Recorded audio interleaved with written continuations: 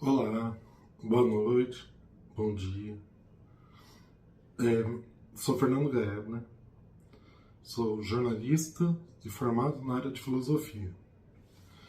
O que eu vou tratar agora é o papel do homem na sociedade.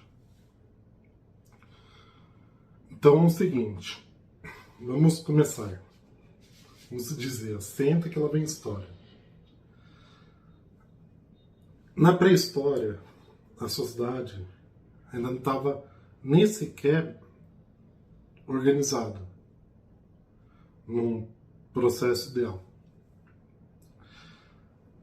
As sociedades elas foram se desenvolvendo através de grupos.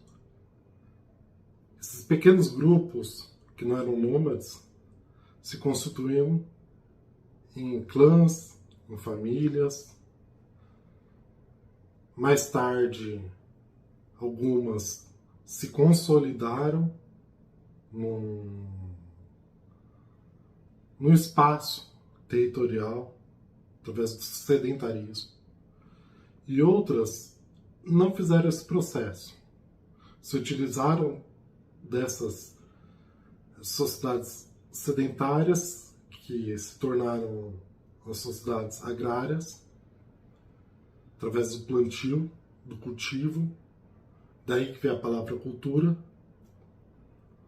E essas sociedades que não se sedentarizaram continuaram sendo sociedades, como se diz na sociologia, as sociedades, através do nomandismo, sociedades coletoras.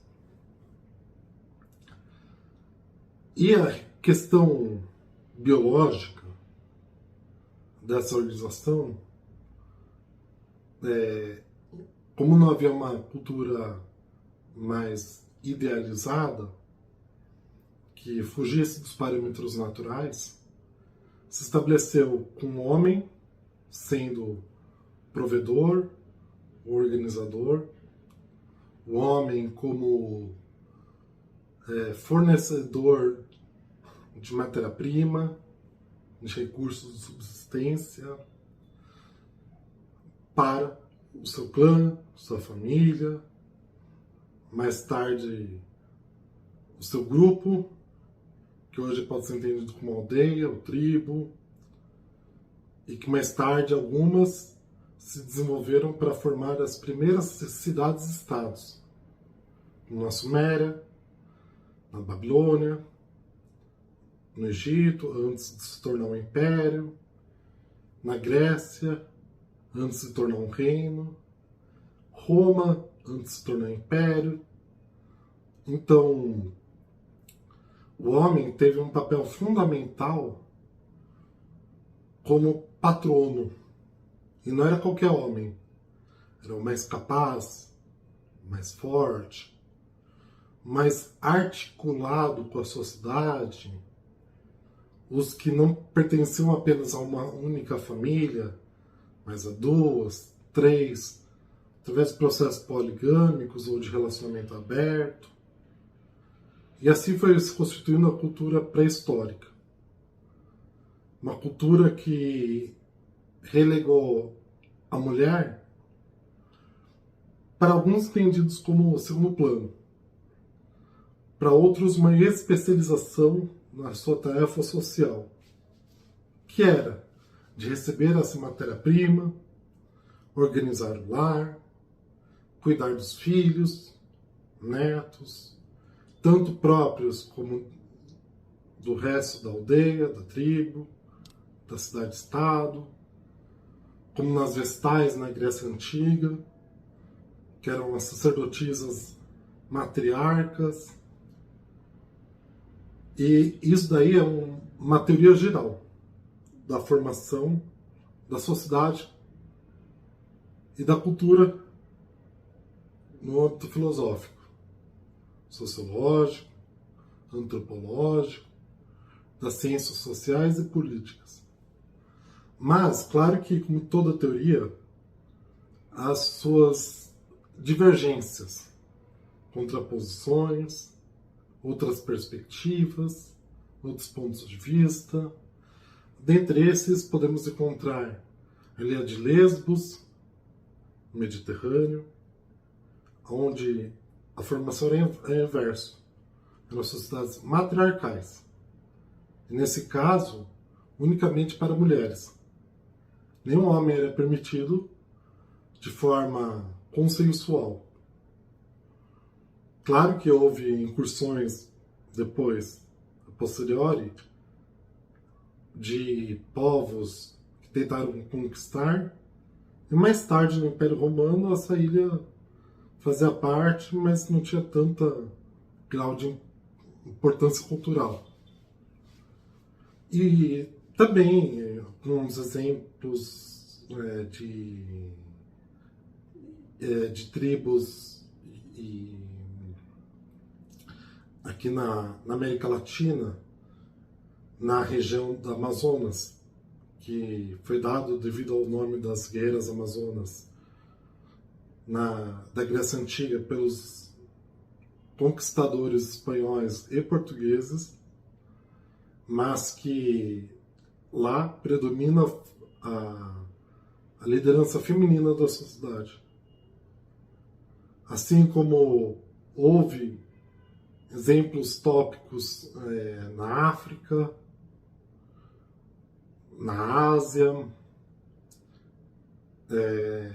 sem adentrar muitos exemplos, que importa entender a função social do homem. A minha colega Patrícia Zerbinati irá, sua competência, aprofundar e desenvolver a parte da competência feminina desse papel na sociedade. Então, na pré-história, se organizou assim.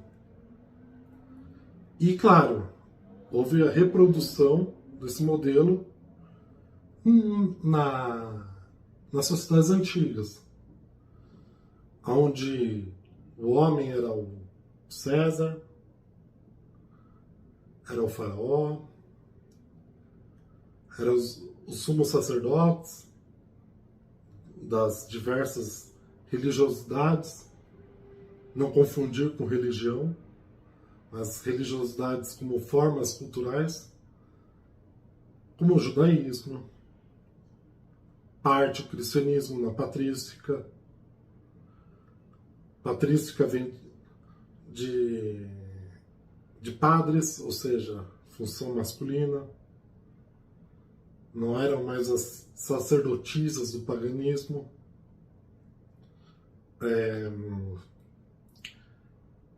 Do islamismo, mais tarde, na região do Oriente Médio, atual Ásia Ocidental. Então, o homem ficou delegado à função histórica, na análise histórica, de ser os fundadores. Por isso, quando se diz, a pátria brasileira, a pátria chinesa, a pátria russa, a pátria indiana, a pátria africana, pátria vem de pater, é o pai.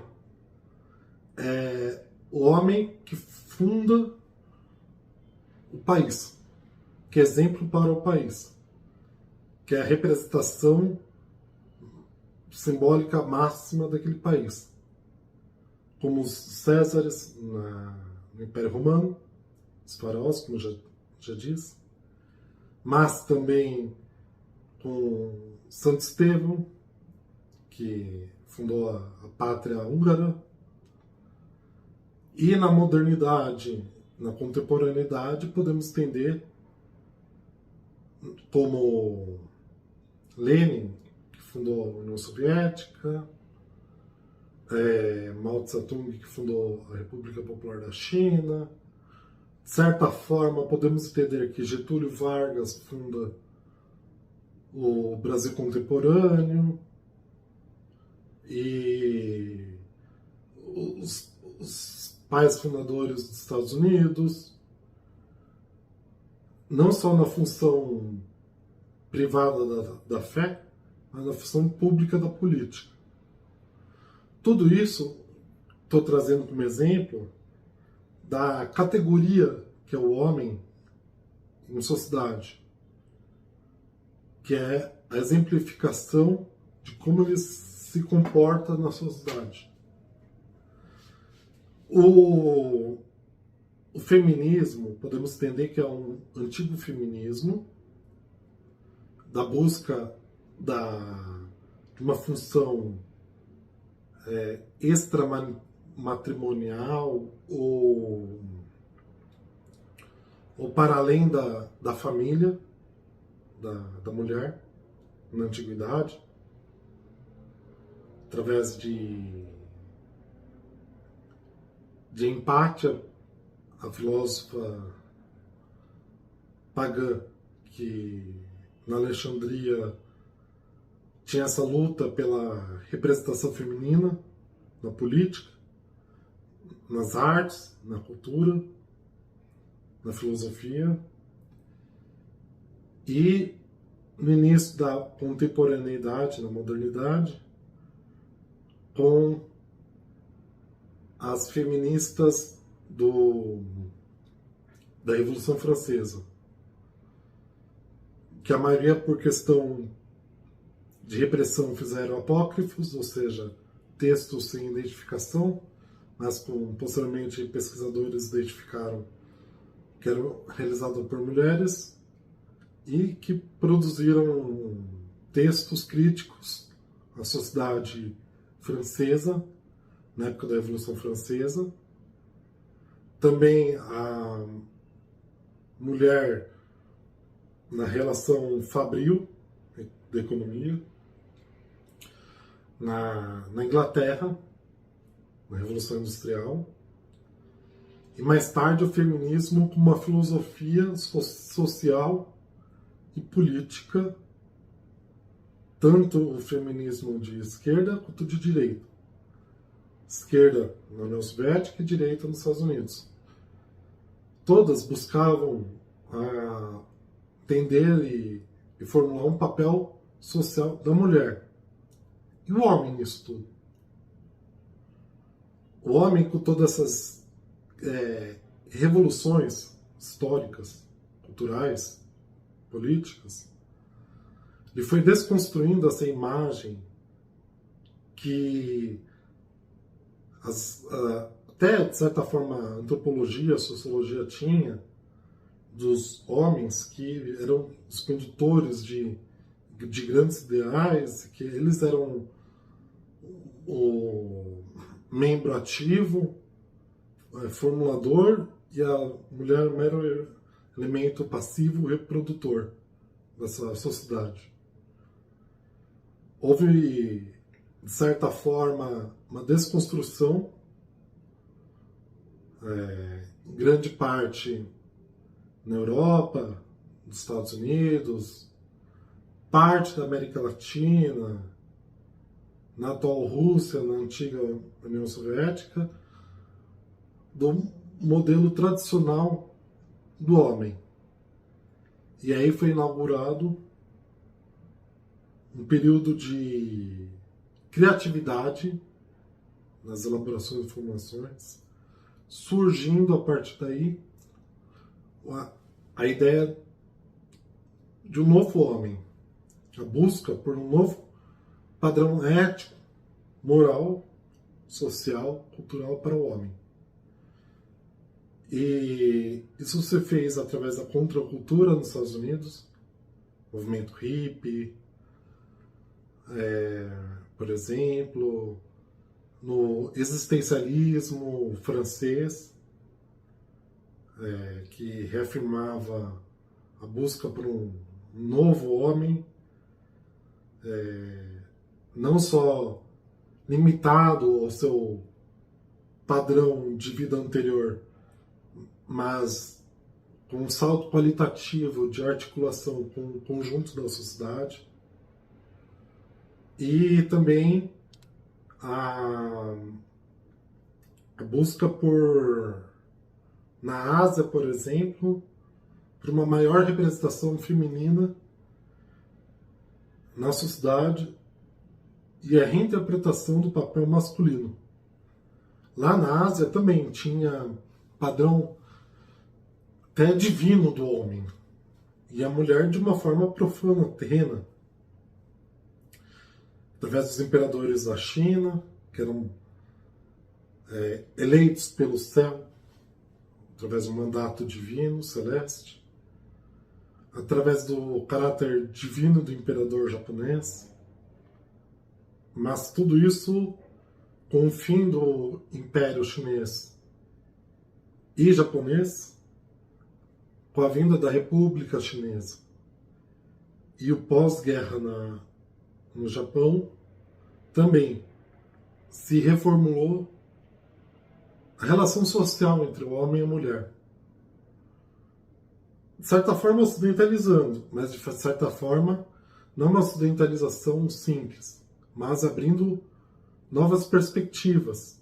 E aí que podemos encontrar o homem geek, o homem nerd, o homem otaku, no caso japonês, e que também se tornou um exemplo para os homens chineses, coreanos, e no caso das mulheres, com sua participação, sua busca pelo protagonismo, começou, no caso, através da linguagem.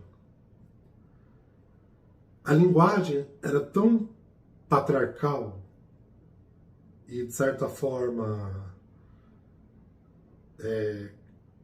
criada pelos homens, que as mulheres no Japão, na época de 700, se utilizavam do kanji, que é a escrita chinesa, que também é a base da escrita japonesa. A primeira formação própria de uma linguagem, no caso japonês, foi com hiragana, que eram as mulheres cortesãs e da corte, que elaboraram uma linguagem própria. E por que eu trouxe esse caso da linguagem? E repensando no caso da conjuntura da cultura mundial. Porque a própria linguagem, ela já impregna relação de gênero. A própria linguagem já traz o caráter ativo e passivo da relação. Como, por exemplo, o homem ativo, mulher passiva. Nesse caso, a linguagem que as mulheres lá no Japão elaboraram é uma linguagem neutra. Tem homem nem mulher.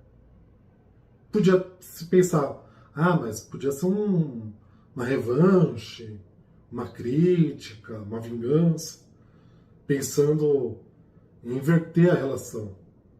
Mas se invertesse a relação, permaneceria no paradigma. Que o paradigma, por exemplo, hoje é a contracultura. A contracultura da década de 60, 70, só se manteve na contracultura. Mas não houve a questão de repensar a cultura. Eu trago esse simbolismo da linguagem porque é necessário repensar essa relação linguística. Por exemplo, pensando no caso da linguagem, temos a tradição filosófica do feminismo. Mas será que é uma tradição filosófica do machismo? O que é o machismo? Ao questionarmos o machismo, não estamos impondo o feminismo, de certa forma, a quebrar esse equilíbrio na sociedade? Que uma coisa é o gênero, outra coisa é o sexo. O sexo nós nascemos biologicamente como um fato biológico, um acontecimento biológico. O gênero, nós podemos ser masculinos, femininos, transexuais e uma série de outras gamas que nossa criatividade e filosofia, cultura, religião, pode ser capaz de elaborar infinitas possibilidades. Uma variação entre o 100% homem, homem, 100% mulher, mulher. E que vai além. E é justamente essa proposta filosófica que trago nessa relação para se pensar: é necessário apenas combater o machismo? Ou o feminismo não pode se tornar um fenômeno repressor? Sei que alguns podem dizer: mas você não tem critério de responsabilidade porque não tem um lugar de fala. O lugar de fala é aquele lugar que a mulher melhor representa a si mesma do que o homem. Assim como o homem também pode representar melhor a si mesmo que a mulher. A questão é pensarmos no futuro. A juventude de hoje será a cultura do amanhã. Quem fará isso é a educação. E uma educação, ela pode ser uma educação tradicional ou progressista. Ou meio tradicional, meio progressista. Uma educação mantenedora ou criativa. Uma educação que fecha a sociedade ou que abre a sociedade. O que eu digo abrir ou fechar a sociedade? Porque nesse caso nós estamos tratando da continuidade da espécie. Relação de equilíbrio entre os sexos e gêneros, sexos entre os membros da sociedade e os gêneros, ou seja, o fator cultural, é responsável pela continuidade da espécie. E é pouco explorado no debate público essa relação de continuidade da espécie. Sim, tem a questão do aborto, uma questão ampla, no caso da mulher. E também, no caso do homem, tem a questão da castração. Mas é necessário chegar nesse ponto? Ou é necessário avançar além mais? Utilizando da técnica aplicada, como um médico cirurgião com seu paciente, com bisturi realizar uma cirurgia, usar a técnica para alterar a correlação de forças entre o homem e a mulher. Qual é essa correlação de forças? Não digo que eu trago a resposta pronta. Só trago essa pequena questão do paradigma, dos romper os paradigmas, da técnica aplicada, da linguagem e daquilo que todos nós, direto ou indiretamente, desejamos e trabalhamos como cultura, assim como os antigos que sedentarizaram na Terra, hoje estamos sedentarizados no idealismo de vida, sem conseguir repensar essa própria vida que levamos. Essa vida que levamos, atualmente, com as disposições da tecnologia, pelo menos na parte do que a ciência e a tecnologia pública, não nos permite vislumbrar outras formas de continuidade da espécie, caso queiramos. E a função do homem nisso tudo? Para não fechar a questão e deixar em aberto, eu acho interessante que tragamos as mulheres para repensar o homem. E também devolvo como um questionamento às mulheres em se permitir deixar-se repensarem pelos homens. Para que o homem possa entender melhor a mulher e para que a mulher possa entender melhor o homem. Essa é uma questão que eu trago e que eu acho fundamental no caso de um entendimento de uma biosociologia, que é a cultura influir na natureza. Muitas vezes, nos debates públicos de machismo e feminismo, vejo muito do aspecto de uma tentativa de mudar a natureza de forma cultural e tentar mudar a natureza cultural por meio de suposições, por meio de uma ânsia de luta, uma ânsia de necessidade. E para aqueles que acham que tem uma resposta pronta para essa questão, a própria mudança da espécie traz mudanças na sua cultura. Nesse caso, a própria cultura é necessária repensar a si mesma com as suas ciências. Nesse caso, filosofia, sociologia, história, ciências sociais, políticas, etc, etc, etc. Incluindo aí, claro, teologia. No caso do debate público, a finalidade pela qual estamos desempenhando nossos papéis. E no caso da teologia, ou da ciência da religião, a nossa finalidade última, que é uma ciência aplicada da teologia chamada escatologia. Para que nascermos homens? Para que nascermos mulher? Nesse contexto. E a função do novo homem deve ser no sentido de auxiliar para que o velho homem possa entender a sua função histórica e para que a história, o tempo, nos traga melhores respostas. Que só com o nosso trabalho diário, estudos, cada um exercendo o seu papel social, pode proporcionar para que entendamos a nossa conjuntura e para onde queremos ir.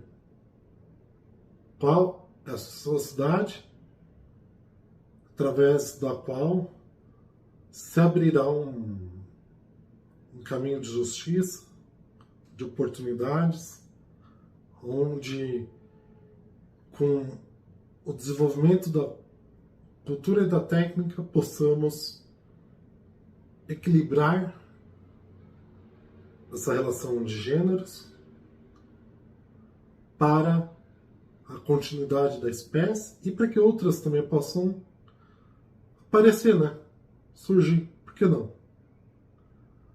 A história nos proveu de, no caso a história natural, proveu de tantos exemplos de espécies que não necessariamente superaram o anterior, mas abriram outras perspectivas. Se não fosse os microbióticos, não haveria vida na água. Se não houvesse vida na água, teria vida aqui, na Terra. Se não fosse a vida na Terra, não haveria vida no céu.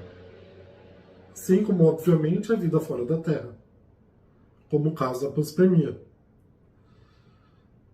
que é a tese da multiplicidade dos mundos que foram formados por um esperma interplanetário, que é o meteoro, cometa, e o óvulo galáctico, que são os planetas. A partir daí surgiram espécies em todos os planetas. Algumas mais materializadas, outras mais energizadas, para não dizer espiritualizadas. E essa relação dual,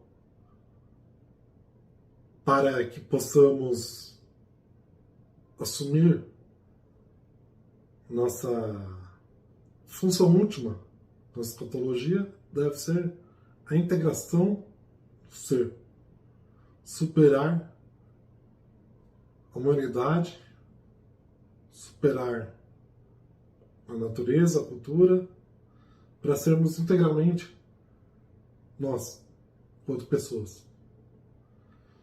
Sei que esse assunto